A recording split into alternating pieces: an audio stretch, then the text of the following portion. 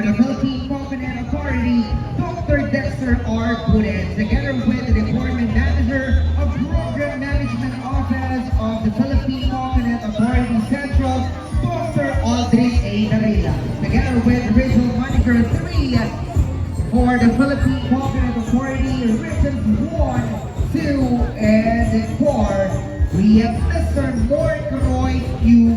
Macanlala.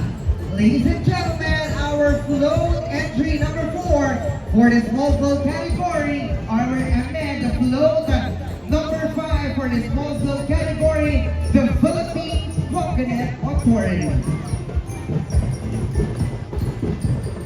Hintay ng pet, pasuhanan, kalabsan, kagayem!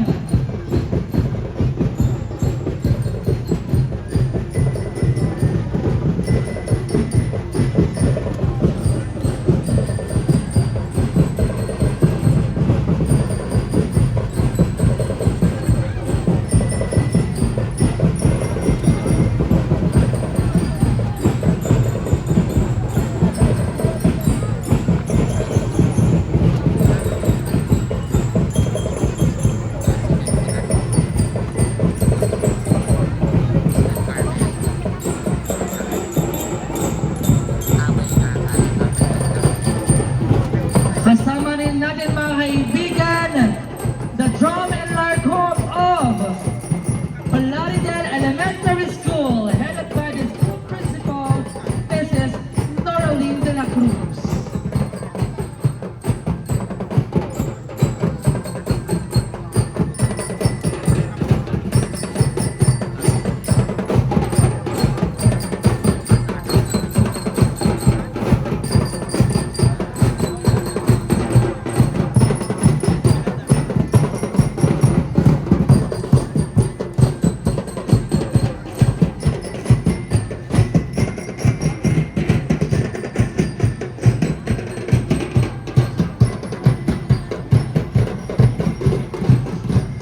Once again, ladies and gentlemen, ito naman ang mga participant, Palaridel Elementary School.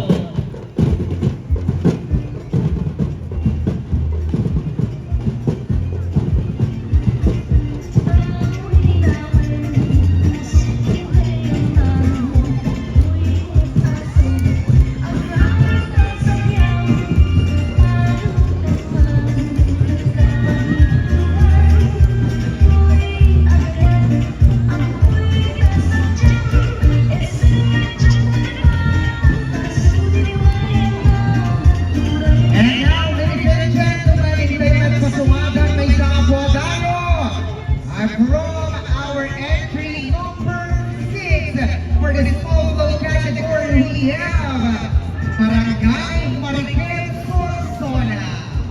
Ano din ang pinagmamalaki ng mga taga-Solsona, of course, headed by the Honorable Mayor Joseph E. De Lara and the Barangay Captain Norly D. Matias of Barangay Mariquez, Solsona.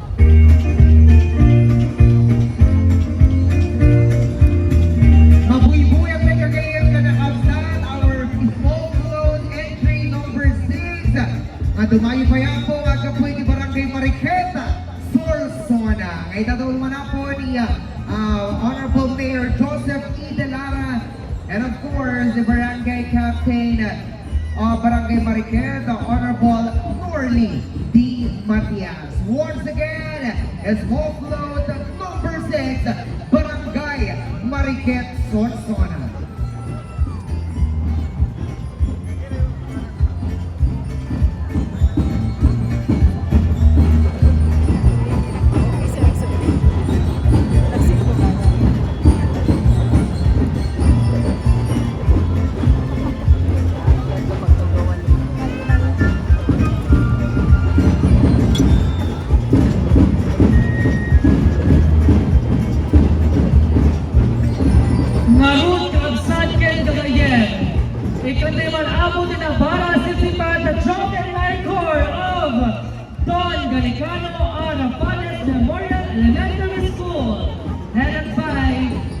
School Principal, Mr. Crisanto Orsen. Once again, ladies and gentlemen, headed by the School Principal, Mr. Crisanto Orsen.